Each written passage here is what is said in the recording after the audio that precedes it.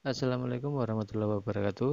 Pada kesempatan kali ini kita akan mempraktekkan menggunakan hot gun, head gun, blower, atau istilahnya apa? Solder uap yang sering disebut atau kebanyakan orang menyebutnya solder uap untuk melakukan pemasangan dan pengangkatan IC handphone. Karena jika menggunakan solder manual, kita nggak bisa untuk memasang kaki-kaki IC.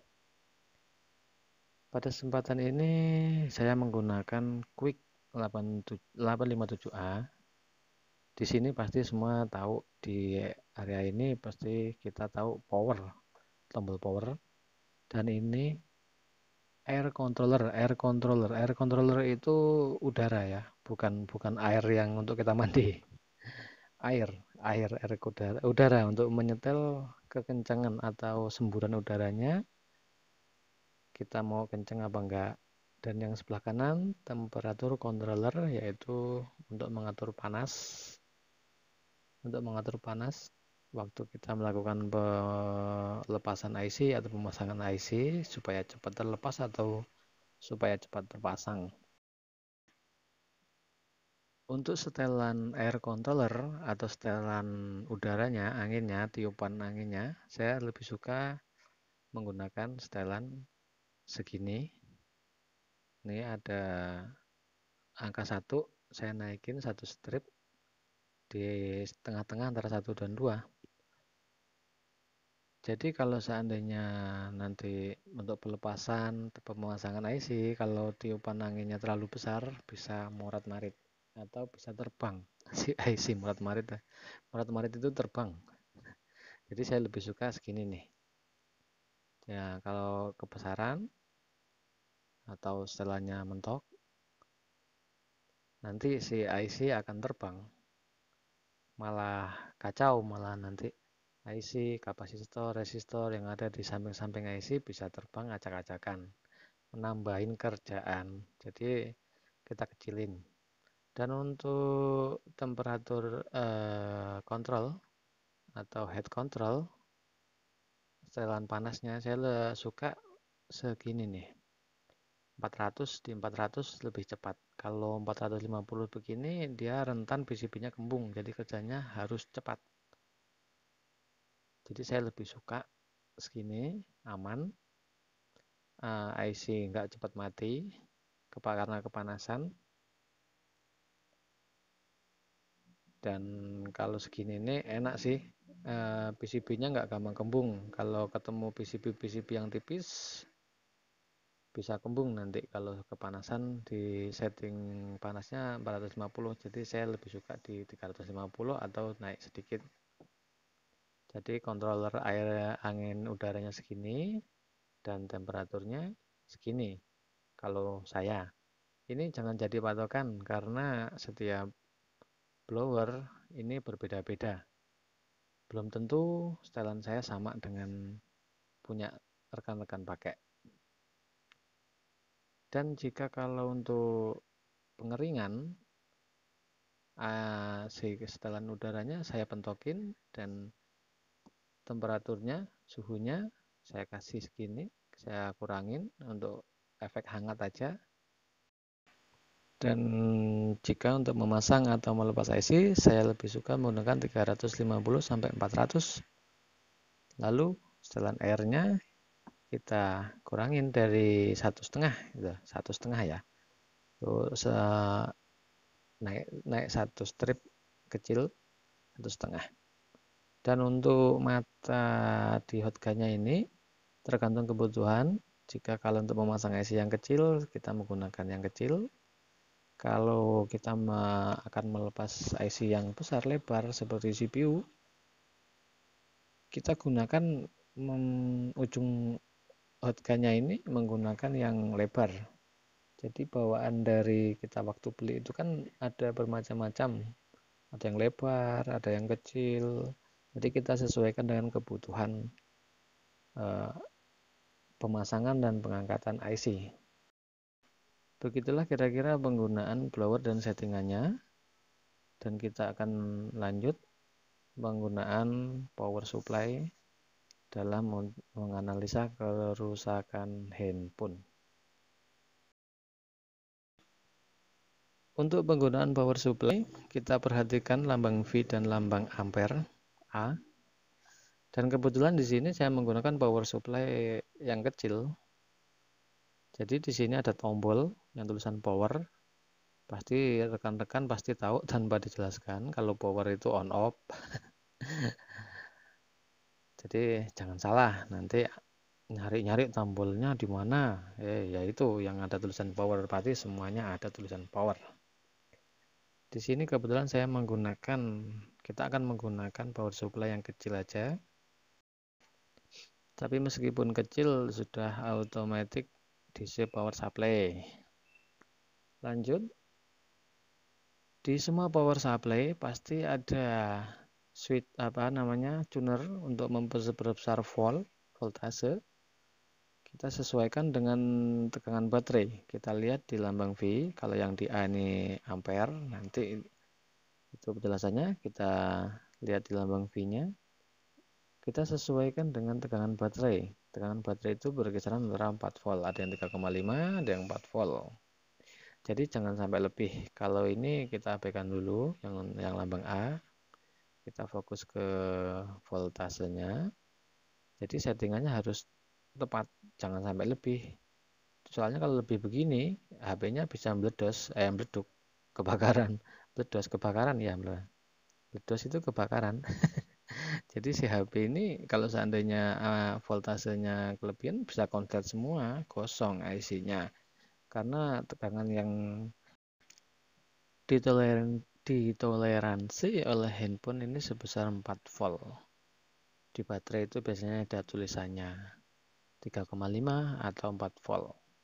Dan yang bawah ini, yang ada lambang A-nya ini untuk mengetahui konsumsi arus yang dikonsumsi oleh handphone tersebut. Dan untuk pengecekan short juga bisa, karena sudah dilengkapi dengan automatic DC power supply ini. Jadi jika kala terjadi konslet, si power supply ini akan berbunyi, ada alarmnya.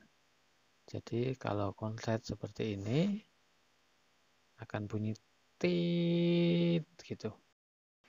Kita beri contoh, kita akan gabungkan kedua kutubnya antara negatif dan positif. Yang hitam ini negatif dan yang merah ini positif. Kita akan gabungkan, kita akan shortkan, maka si power supply ini akan berbunyi.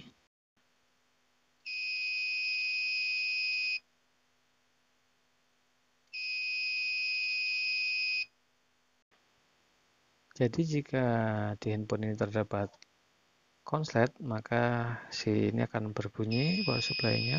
Nah, seperti ini. Balik lagi. Nah, seperti itu. Jadi si power supply ini selain untuk menghidupkan si handphone sebagai pengganti baterai, handphone ini juga bisa mendeteksi short atau konslet sebelum ditekan on atau umumnya short VBAT. Umum disebut dengan short VBAT. Jadi dengan menggunakan power supply ini kita akan mengetahui short sebelum on seberapa besarnya short, nanti diraba-raba pasti ada yang hangat di area PCB handphonenya. Kita akan mencoba menghidupkan handphone. Settingan voltasenya di 4 volt seperti yang sudah saya sampaikan di awal. Dan kita akan mencoba menghidupkan handphone Nokia jadul. Caranya dengan menggunakan dua kutub positif dan negatif dari power supply yang warnanya merah dan warna hitam. Kita akan konekkan di konektor baterai di wadah handphonenya, positif dan negatifnya. Jadi urutannya nanti yang warna merah ini di sini di positifnya, di positif handphone, tengah itu PSI, yang ini ground. Yang warna hitam nanti di sini. Yang untuk tengah BSI, kita di power supply biasanya ada kabel yang warna hijau dan biru. Kita abaikan, kita akan menggunakan dua kutub aja, yaitu positif dan negatif, yaitu kutub merah dan kutub negatif yang hitam. Yang merah di positifnya, yang hitam kita jadikan satu antara BSI dan groundnya. Nah, gini. Jadi yang merah di positif dan yang hitam di kedua kutub negatif dan ground jadikan satu. Kita lihat pergerakan ampernya, yang lambang A, kita tekan on, ampere naik. Jadi ketika sebelum tekan on, ampere nggak boleh naik. Jarum ampere yang di lambang A itu nggak boleh naik. Kalau sebelum tekan on, si jarum pada lambang A itu sudah naik, menandakan ada short atau kebocoran. Nah, ini nggak boleh naik sebelum ditekan on jarumnya. Apabila dia naik, terjadi kebocoran. Naik sedikit, bisa jadi handphone ini tetap hidup, tapi pasti panas dan boros baterai. Tapi untuk smartphone biasanya nggak mau hidup, walau dia sudah naik ada kebocoran di VBAT-nya. Nah, jadi harusnya anteng begitu. Setelah kita tekan on, ada naik sedikit, kita tekan on, tekan on-nya dipanjar. Dipanjar itu apa? Ditekan terus. Nah, ditekan terus. Nah, gerak langsung di situ. Nanti kalau seandainya ini masuk menu, karena ini nggak ada SIM card-nya, nggak bisa masuk menu, dia gerakannya 2 kali detakannya. Tap, tek, gitu langsung naik. Zet. Nah, waktu puting naik zet. Apa? Zet gitu. Zet apa ya? Ya pokoknya gitu. Coba kita praktekkan menggunakan handphone Android. Nah, nanti kita lihat konsumsi arusnya gimana. Pergerakan jarumnya bagaimana. Sama, ini konektornya sama dengan Nokia tadi. Kita ke pemasangannya sama. Yang merah di positif. Dan yang hitam kita gabungkan antara BSI dan groundnya. Kita jadikan satu seperti ini.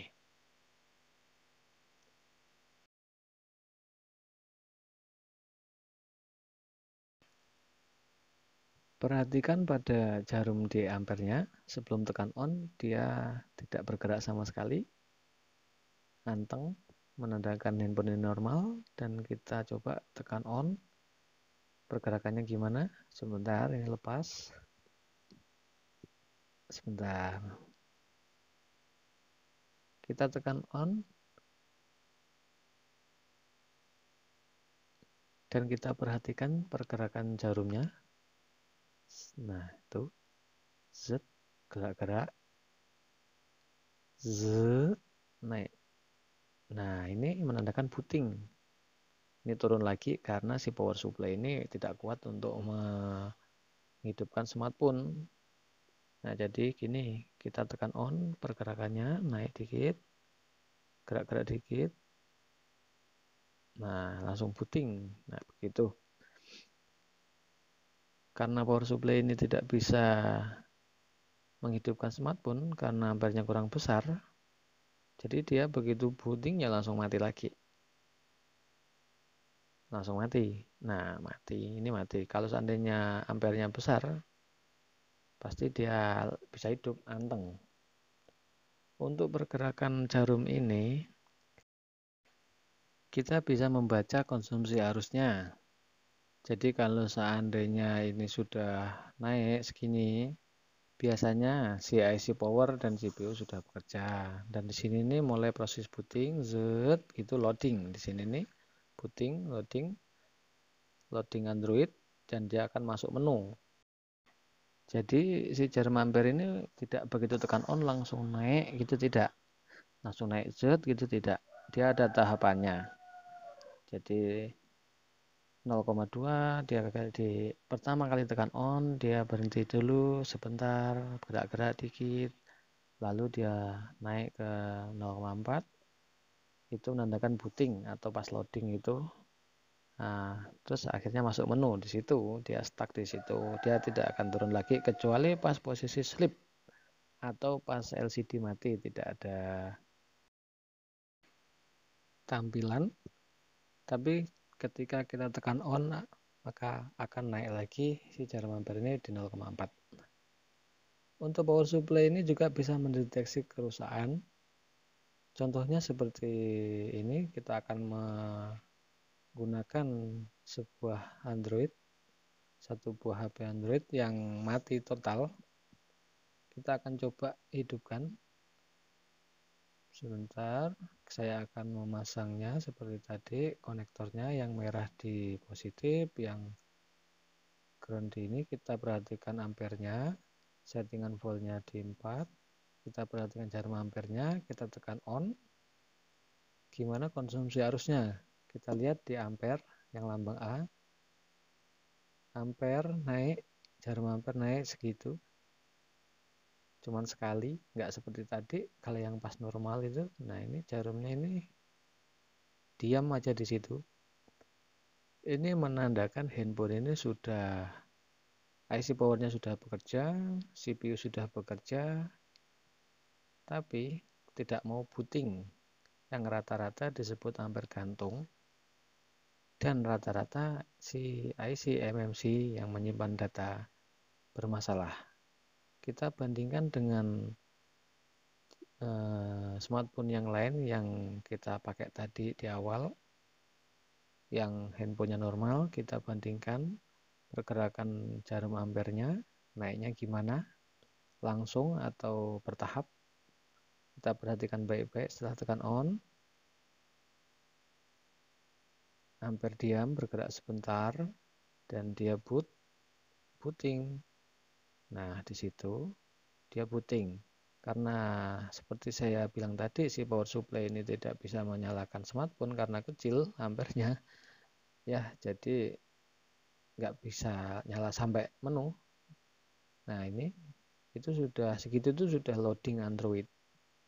Jadi bisa dipastikan handphone ini hidup, ya, walaupun nanti hidupnya apa, hang logo. Yang penting hidup dulu. Jadi untuk settingan power supply ini volt di 4, dan ini nggak boleh bergerak. Yang utama di voltasenya nggak boleh lebih dari 4 volt. Toleransi biasanya 5 bisa, cuman sayang nanti handphonenya bisa jadi salah satu komponen ada yang bermasalah, bisa mengakibatkan boros baterai, handphone jadi panas, dan lain sebagainya. Jadi untuk setting power supply, yang paling utama kita perhatikan voltasenya yang lambang V itu tidak melebihi dari 4 volt. Biasanya di baterai-baterai sudah ditulis 3,7, 3,5 volt. Dan jika kurang dari itu, dari 4 volt, dari 3,5 volt, si handphone tidak akan bisa hidup. Sebenarnya kegunaan power supply ini tidak hanya sebagai pengganti baterai untuk menghidupkan handphone, tapi power supply ini bisa difungsikan untuk mengetahui apakah si handphone ini short setelah on, apakah IC powernya sudah bekerja apa belum. Ini bisa diketahui dengan konsumsi nilai arus pada power supply dengan melihat jarumnya pada jarum ampernya. Jadi konsumsi arusnya berapa, nanti kita bisa mendeteksi, kita bisa menganalisa apakah ini powernya sudah bekerja atau belum. Jadi enggak begitu HP mati total, oh itu IC powernya, oh itu CPU-nya, tidak begitu. Jadi dengan menggunakan power supply kita bisa melihat apakah handphone ini short setelah on, atau HP ini IC power sudah bekerja, atau CPU-nya sudah bekerja apa belum.